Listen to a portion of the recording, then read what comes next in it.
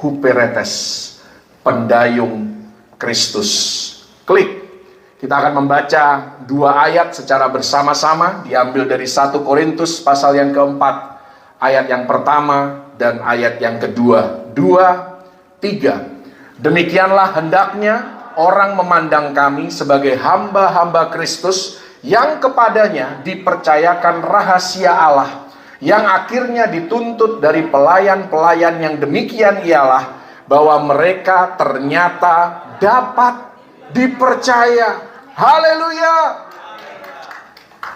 Yang tepuk tangan cuman Leni ini ya.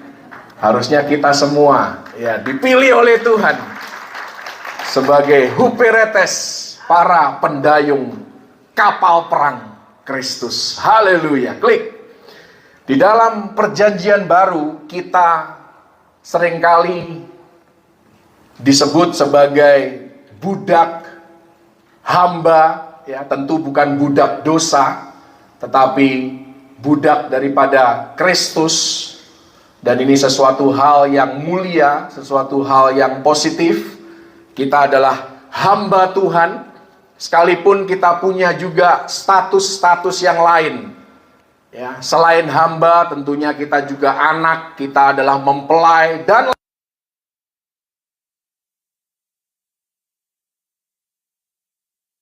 biasa tadi didasari oleh hati hamba. Jadi Anda bisa jadi anak, tapi anak yang berhati hamba. Anda adalah sahabat Allah, itu benar, tetapi sahabat yang berhati hamba. Demikian juga kita semua gereja Tuhan mempelai Kristus, tetapi kita mempelai yang berhati hamba. Ada 3 kata hamba di dalam bahasa Yunani yang kita sudah kenal, kita sudah familiar. Yang pertama adalah doulos. Kita tahu doulos itu adalah budak secara kodrat, bond servant dalam bahasa Inggrisnya. Ini adalah budak belian. Yang membedakan doulos dengan diakonos, dengan huperetes adalah doulos ini adalah milik seseorang. Ini juga adalah Anda dan saya. Karena Anda dan saya sudah dibeli oleh darah Yesus. Kita semua adalah milik Kristus. Itu yang pertama. Yang kedua, kata hamba seringkali diterjemahkan di dalam Alkitab dengan kata diakonos. Diakonos kita tahu, kita mengumpulkan persembahan diakonia pada minggu yang ketiga setiap bulannya. Ini berbicara tentang pelayanan meja, pelayanan kasih. Seorang hamba yang memang pekerjaannya melayani, memenuhi kebutuhan praktis daripada masyarakat yang dia layani. Dalam bahasa Inggris disebut sebagai deacon, atau seringkali kita kenal sebagai diaken. Ya, diakonos, pelayanan diakonia.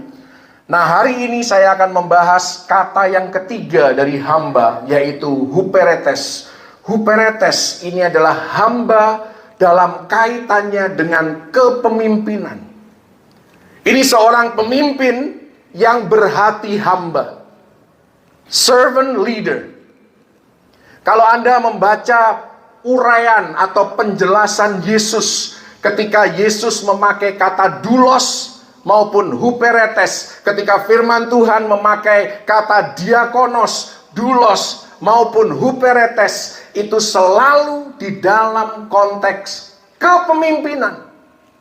Nah, ini sangat berbeda dengan konsep dunia. Karena dunia memandang pemimpin sebagai bos, sebagai seseorang yang harus dilayani, sebagai seseorang yang menerima kebaikan orang lain, menerima pelayanan orang lain. Tetapi berbeda dengan prinsip kerajaan sorga. Karena di dalam kerajaan Allah, seorang pemimpin adalah seorang hamba.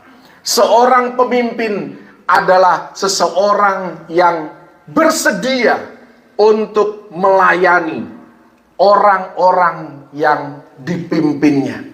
Ini adalah prinsip kepemimpinan yang diperkenalkan dan dihidupi oleh Yesus sendiri.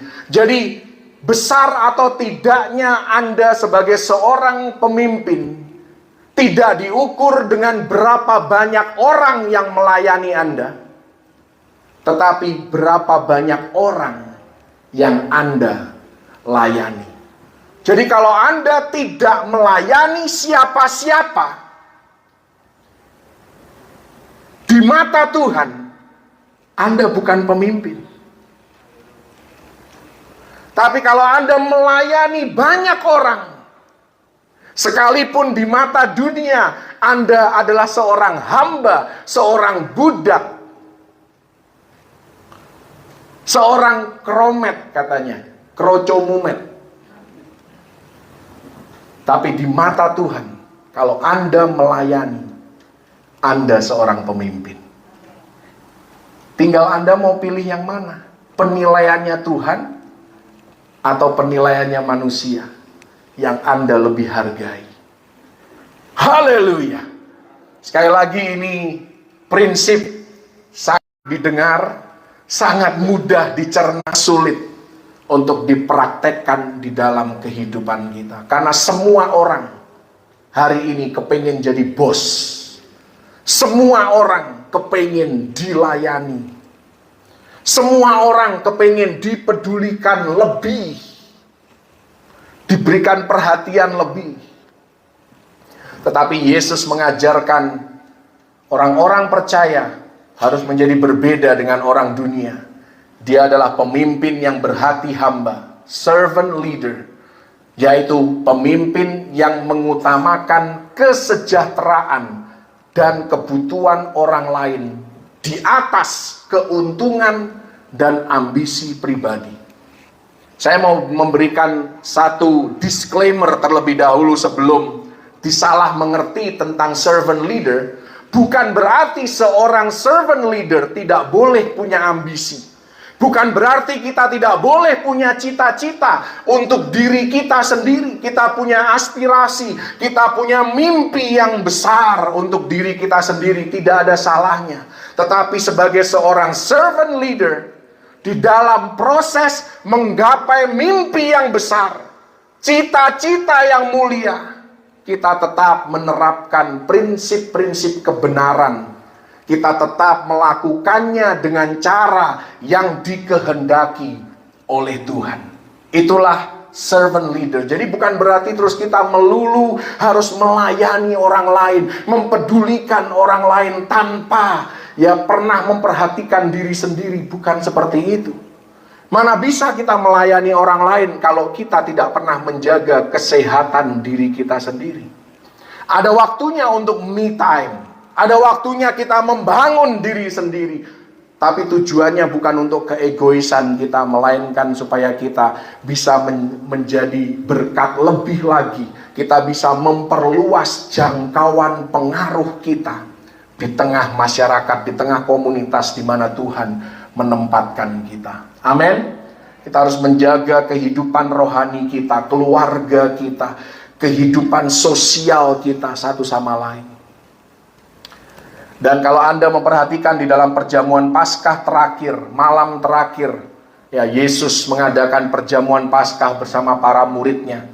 Inilah topik yang disampaikan oleh Yesus terkait dengan being a servant leader, menjadi pemimpin yang berhati hamba. Dan kalau Anda perhatikan kata-kata yang dipakai oleh Yesus, di sana Yesus memakai kata muda, memakai kata pelayan. Semua itu ada maksudnya.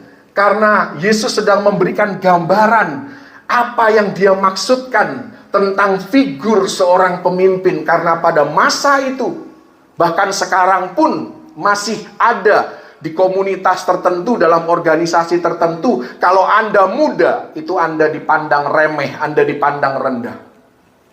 Apalagi Anda pelayan. Yang namanya pelayan itu bukan posisi yang mulia, bukan posisi yang agung, melainkan itu posisi yang rendah.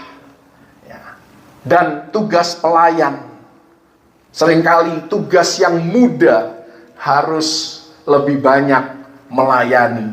Nah, Yesus dengan sengaja pakai kata muda, pakai kata pelayan. untuk mengajarkan kepada Anda dan saya, sekalipun kita pemimpin atau yang disebut pemimpin di dalam prinsip kerajaan sorga adalah orang-orang yang melayani. Haleluya. Klik. Tuhan Yesus melihat di dalam Lukas 22 bahwa para murid berdebat tentang siapa yang terbesar. Lalu Yesus menjelaskan dengan gamblang bahwa kodrat sejati kepemimpinan rohani adalah kehambaan. Yesus menjelaskan dengan ilustrasi bagaimana raja-raja di mata dunia, kepemimpinan bukan berbicara tentang kekuasaan untuk menaklukkan orang lain, untuk kita bisa ngebos di atas orang lain, melainkan bagaimana kita bisa melayani orang lain tanpa pamrih. Seperti yang dia contohkan, makanya dia sendiri berkata, aku ada di tengah-tengah kamu sebagai pelayan. Ini Yesus loh, pencipta alam semesta. Ketika Anda dan saya diciptakan Tuhan, Yesus ada di sana. Ketika komponen alam semesta diciptakan, Yesus yang berfirman. Tapi dia bilang, aku datang ke tengah-tengah kamu sebagai hamba. Ini luar biasa, saudara. Sekali lagi, ini tidak mudah dimengerti, tidak mudah dibayangkan kalau Anda seumur hidup Anda tidak pernah bekerja untuk orang lain. Anda selalu bos. Anda adalah seorang businessman dari lahir sampai hari ini. Anda tidak pernah hidup di bawah otoritas orang lain. Akan sulit membayangkan Anda seperti apa sih jadi pelayan. Seperti apa sih harus mengorbankan harga diri. Karena seringkali ya pelayan itu tidak salah pun dia yang disalahkan. Bukan dia yang buat kesalahan, tapi dia yang harus membereskan kesalahan itu. Kalau Anda tidak pernah bekerja melayani orang lain, atau di bawah orang lain yang menggaji Anda, akan sulit membayangkan ini. Tapi kalau Anda seorang profesional, Anda punya atasan, ya atasannya apalagi atasan yang bengis, baru Anda mengerti bahwa firman ini tidak mudah untuk dilakukan. Tapi sebagai orang yang dibenarkan oleh darah Kristus, kadang-kadang kita harus menelan kebanggaan diri kita, kesombongan kita, untuk melakukan apa yang harus dilakukan. Klik. Kata huperetes adalah salah satu kata yang tidak biasa untuk pelayan dalam bahasa Yunani. Kata huperetes artinya pendayung bagian bawah.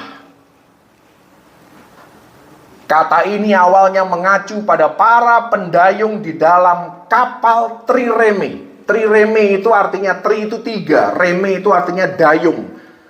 Zaman dahulu, ya, sebelum Masehi, kapal perang itu adalah kapal dayung. Tri, ada 3 baris dayung yang didayung oleh manusia yang namanya huperetes. Dan kapal ini cukup cepat, cukup gesit pada masanya. Kalau ada peperangan di Laut Tengah pada waktu itu, kapal inilah yang paling mendominasi. Kata ini dengan perkembangan waktu akhirnya merujuk kepada seseorang yang melakukan kerja paksa. Karena dia harus bekerja tanpa tahu siang dan malam karena posisinya di bawah. Dia ada di ruang yang tertutup. Dia hanya melakukan apa yang nahkodanya perintahkan. Tanpa tahu arah dan tujuan selain daripada yang disampaikan atau diarahkan oleh sang nahkoda. Demikian kehidupan Anda dan saya. Kita tidak tahu masa depan kita seperti apa. Kita hanya tahu sangat terbatas informasi yang kita dapatkan tentang masa depan kita. Tapi seperti itulah hidup oleh iman, berjalan dengan percaya dan bukan dengan melihat. Dan Paulus pakai kata ini, huperetes, di ayat yang tadi kita baca sama-sama, 1 Korintus 4 ayat yang 1 dan yang kedua. Karena itu secara cepat mari kita belajar, klik kebenaran-kebenaran apa yang kita bisa dapatkan dari kata huperetes ini. Klik lagi. Yang pertama, huperetes adalah identitas kita. Anda hari ini boleh dianggap sebagai bos besar oleh dunia, oleh orang-orang di sekitar kehidupan Anda. Tetapi pada dasarnya Anda dan saya tidak lebih dari seorang huperetes. Kita tidak lebih dari seorang pendayung Kristus. Dan ini posisi yang tinggi, posisi yang mulia, posisi yang besar di mata Tuhan. Saya tidak peduli menjadi besar di mata dunia. Saya hanya kepingin menjadi besar di mata Tuhan. Itu jauh lebih signifikan dibandingkan diagung-agungkan oleh dunia. Tetapi pada akhirnya Anda binasa. Karena itu apapun, dimanapun posisi dan pelayanan kita, dimanapun bisnis kita, karir kita, dimanapun Tuhan tempatkan kita, ingat bahwa kita adalah huperetes. Jadi kalau ada orang yang menghina kita, seharusnya kita hanya perlu tanggapi dengan tertawa dan tersenyum.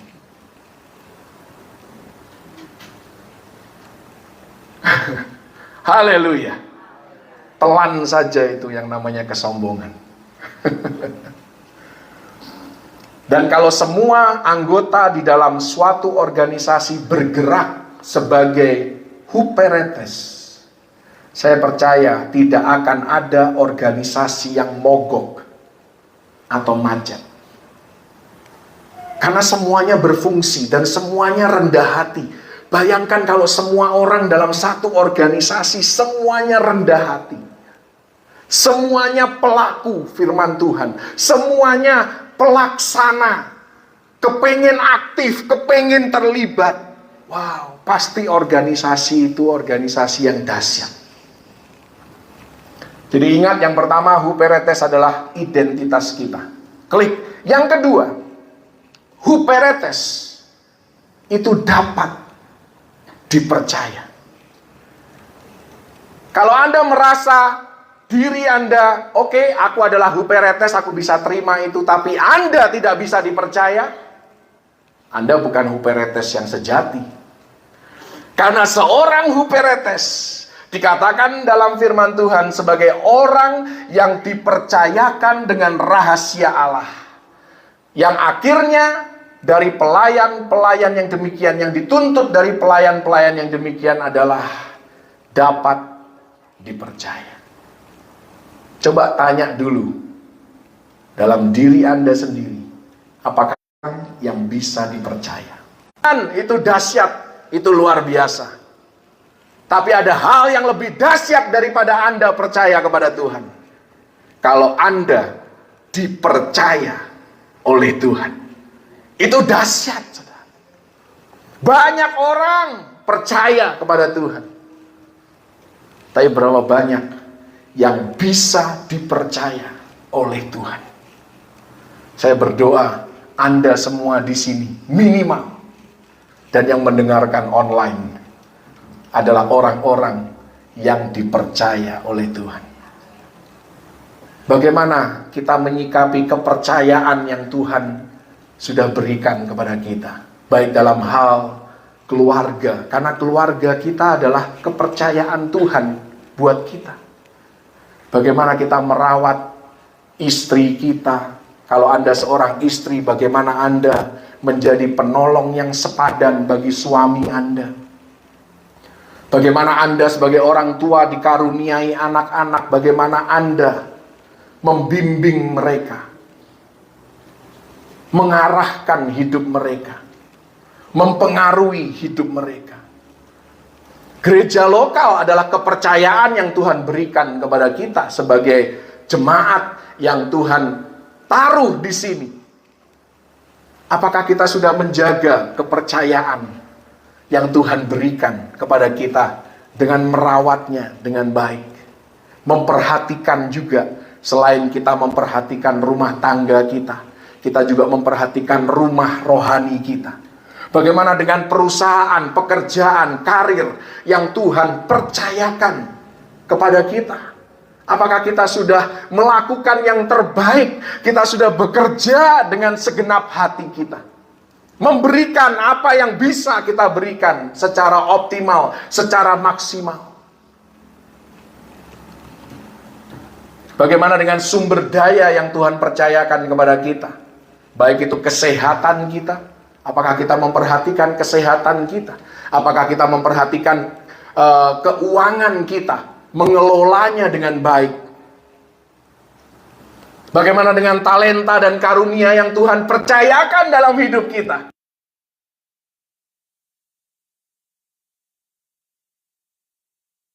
Kemuliaan nama Tuhan menjadi berkat bagi lebih banyak orang. Baru kemarin, saya kadang-kadang suka cari bahan khotbah ketika mempersiapkan khotbah itu dari medsos, dari Google. Saya coba searching dan lain sebagainya. Tanpa sengaja ada satu, ya semoga ini salah, semoga ini salah.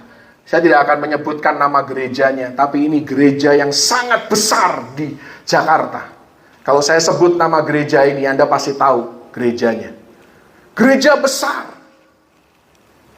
Asyirnya pun banyak. Namanya mega church itu asyirnya nggak mungkin 1 atau 2 orang seperti kita.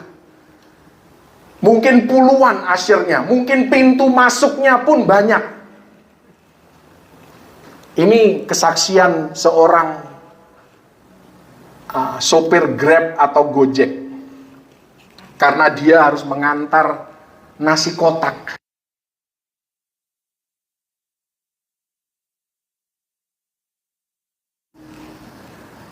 Anda tahu kesaksiannya apa di medsos itu? Ini viral loh, sudah. Terlepas benar atau tidak, ini viral. Untungnya nih, sopir Grabnya itu orang Kristen. Bayangkan kalau orang seberang. Dia ngomong begini, dari awal sampai akhir, saya keluarkan banyak sekali nasi kotak. Tidak ada satupun asyir yang membantu saya. Gereja besar.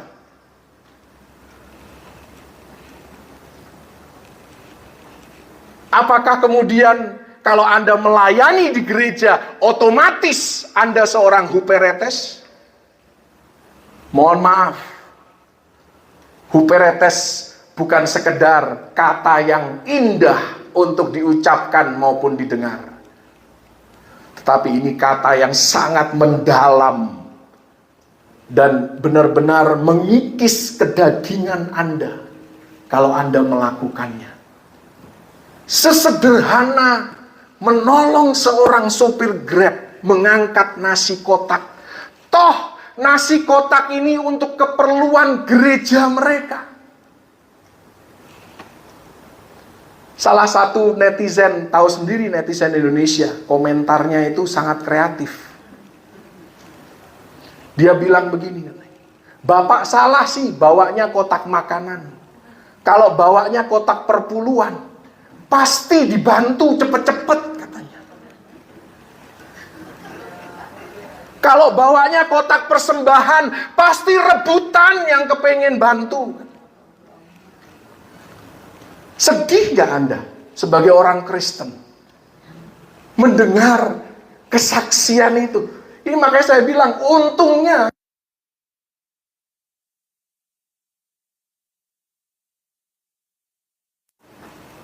ini pulang dari gereja pasti pada nyari ini langsung.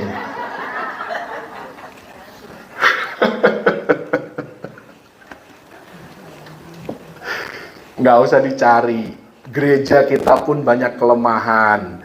Tidak usah suka cari kelemahan gereja-gereja lain. Haleluya. Belajar saja dari kesalahan orang lain supaya kita menjadi lebih baik. Banyak orang gak mau ke gereja karena orang gereja itu sangat mudah saling menghakimi satu sama lain. Ini kita harus jaga, karena kita semua huperetes. Sesama hamba tidak perlu saling mendahului, saling menghina.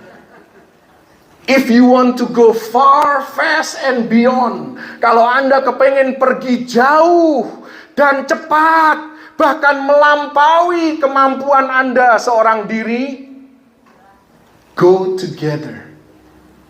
Pergilah bersama-sama, bergandengan tangan, berkolaborasi. Haleluya. Kita adalah huperetes Kristus. Seorang huperetes dapat dipercaya. Klik yang ketiga. Melayani Kristus adalah inti pekerjaan huperetes. Artinya adalah setiap apa yang kita kerjakan harus mempermuliakan Yesus, mempermuliakan Tuhan. Seperti ditulis dalam Kolose 3 ayat 23. Apapun juga yang kamu perbuat, perbuatlah dengan segenap hatimu, seperti untuk Tuhan dan bukan untuk manusia. Awalnya kata huperetes dikenakan untuk pendayung bagian bawah di kapal perang pada zaman itu. Tapi kemudian berkembang menjadi sebutan pelayan di berbagai bidang. Tetapi intinya tidak pernah berubah. Inti pekerjaan huperetes adalah melayani apapun dan dimanapun posisinya. Haleluya. Huperetes bisa berarti banyak hal. Kalau Anda membuka kamus, nanti Anda bisa pulang membuka sabda Alkitab. Huperetes bisa berarti pelayan, pendayung bawahan, siapapun yang melayani dengan tangan, seorang pelayan, seorang petugas, petugas pengadilan, pelayan raja, pengiring prajurit raja, pelayanan gereja, pelayan sinagoga. Siapapun yang melayani atau memberikan layanan, siapapun yang membantu orang lain dalam pekerjaan apapun, seorang pengkhotbah, seorang pemberita Injil, seorang asisten, Anda adalah huperetes. Klik yang keempat, dan ini yang penting juga, bagian daripada huperetes Kristus, bagaimana kita bersikap. Nah, di sini yang kadang-kadang sulit untuk dipraktekkan, karena kita manusia. 5 sikap seorang huperetes.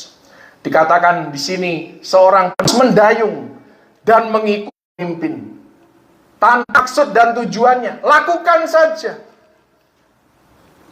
Yang kedua, para pendayung di bawah harus mendayung bersama-sama. Ini yang tadi saya bilang, kalau kita mau kuat, kalau kita mau kokoh, kalau kita mau berjalan yang jauh, menempuh jarak yang jauh, menggapai banyak hal, lakukan itu secara bersama-sama. Kita tidak bisa melakukannya sendiri-sendiri, sekalipun setiap kita mungkin sudah mendobelkan upaya kita. Secara matematika, paling gampang. 1 kuadrat ditambah 2 kuadrat ditambah 3 kuadrat.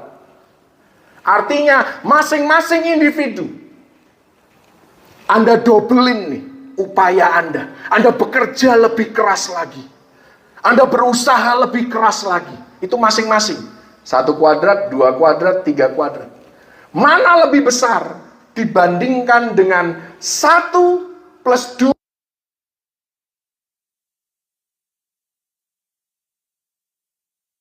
Anda hitung. 1 kuadrat plus 2 kuadrat plus 3 kuadrat. Dengan 1 plus 2 plus 3 kuadrat. Ayo. Ini yang jago matematika. Ya. baru dikuadratin. Kita harus bersinergi dulu. Berkolaborasi itu jauh lebih penting. Ketika bersama-sama di dalam sinergi itu, di dalam kolaborasi itu, kita dobelkan upaya kita.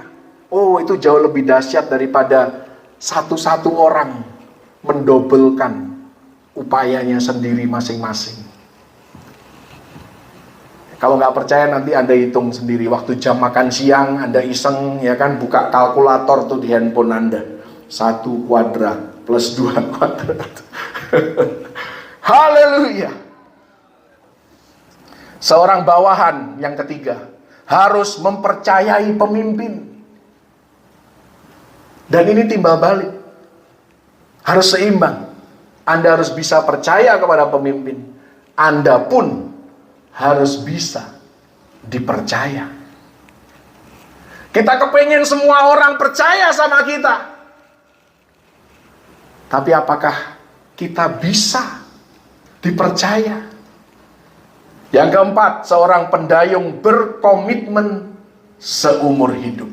Demikian juga kita mengikut Kristus seumur hidup kita. Haleluya. Yang kelima, seorang pendayung rela tidak mendapat kehormatan. Jadi kalau Anda sudah melakukan tugas tanggung jawab Anda dengan baik dan benar, tidak ada yang ngucapin terima kasih, bagaimana sikap kita?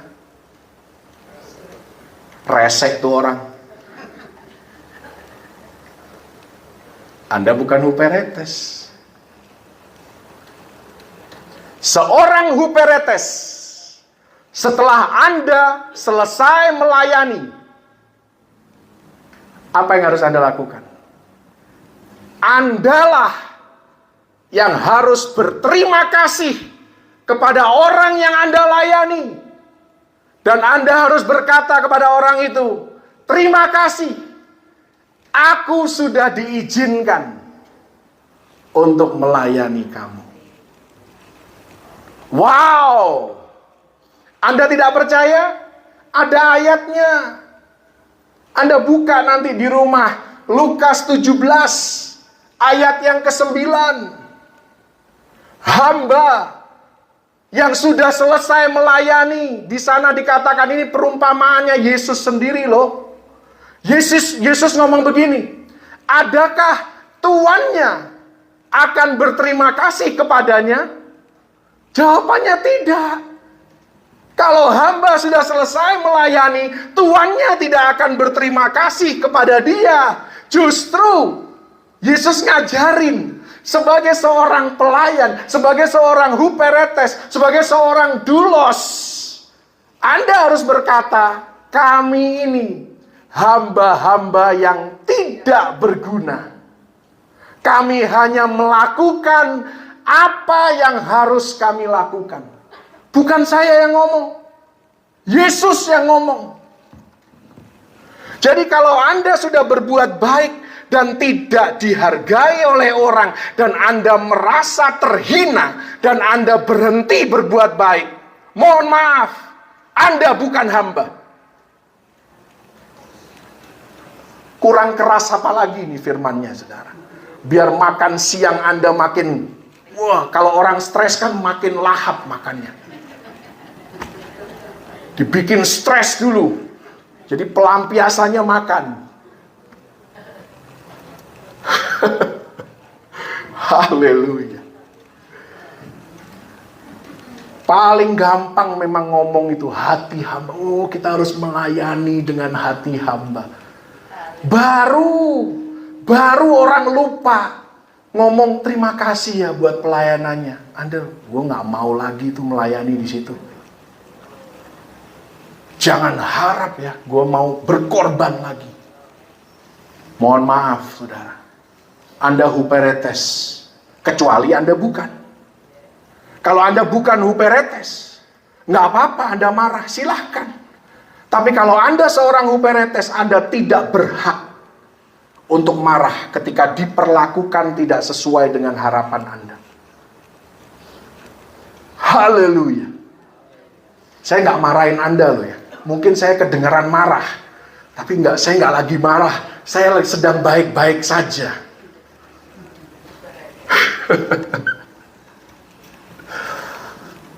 Demikianlah hendaknya manusia menganggap kita sebagai huperetes Kristus dan sebagai orang yang dipercayakan dengan rahasia Allah dan terbukti dapat dipercaya. Klik. Jadi ini sudah hampir kesimpulan, dikit lagi. Ketika pelayanan kita, ketika usaha kita, ketika bisnis kita, ketika karir kita, ketika studi kita diberkati, berhasil, bukan kita yang patut berbangga diri. Jangan lupa, kita hanya huperetes. Kita adalah seseorang yang tidak terlihat. Kalau Anda ada di luar kapal perang, Anda tidak akan pernah tahu, tidak pernah lihat siapa-siapa yang huperetes. Yang Anda lihat adalah siapa nahkodanya dari kapal itu. Biarkan aku berkurang-kurang Tuhan, dan Engkau semakin bertambah-tambah di dalam kehidupanku. Anda berhasil bukan karena Anda, mohon maaf. Bukan karena juga koneksi Anda, mohon maaf. Bukan karena bos Anda baik sama Anda, mohon maaf. Bos bisa baik hari ini, besok bisa bengis. Tapi ada satu yang selalu baik pada kita. Namanya Yesus. Dalam suka maupun duka, Dia yang terbaik. Jadi ketika kita banyak memenangkan jiwa, gereja bertumbuh, bukan kita yang patut dipuji, melainkan Kristus yang diagungkan. Pemimpin adalah hamba yang dengan rela hati mengambil tempat yang terendah dan bertahan. Jadi kalau Anda tidak bertahan dalam berbagai kesulitan, dalam berbagai penderitaan, kecillah kekuatanmu, kata firman Tuhan. Karena pelayanannya terhadap Kristus dan sesama. Klik satu kutipan dari seorang yang luar biasa, Oswald Sanders. Kehebatan sejati, kepemimpinan sejati dicapai bukan dengan merendahkan atau menginjak-injak orang-orang yang melayani dirinya, namun dengan memberikan diri sendiri dalam pelayanan tanpa pamrih untuk melayani mereka. Jadi sekali lagi, di mata Tuhan, yang melayani lebih besar daripada yang dilayani. Jadi jangan bangga kalau semua orang melayani Anda. Wow, dunia akan terpukau. Tuh lihat tuh, itu pasti bosnya tuh. Itu pasti orang penting tuh. Orang penting di mata dunia. Di mata Tuhan, itu orang kecil. Haleluya. Klik, ini slide yang terakhir. Ada lagunya lagi. Lagu yang cuman Bro Sami yang tahu sama Ibu Dora mungkin ya. Sama yang generasi X, generasi baby boomers pasti tahu lagu ini kan. Mari kita terus bersama kompak mendayung tiada henti dalam arahan Kristus sampai ke seberang. Ku dayung-dayung. Ini lagu doa semalaman ini ya kan. Dan bagian akhirnya ini terputus sebenarnya ya. Karena ku undang Yesus masuk.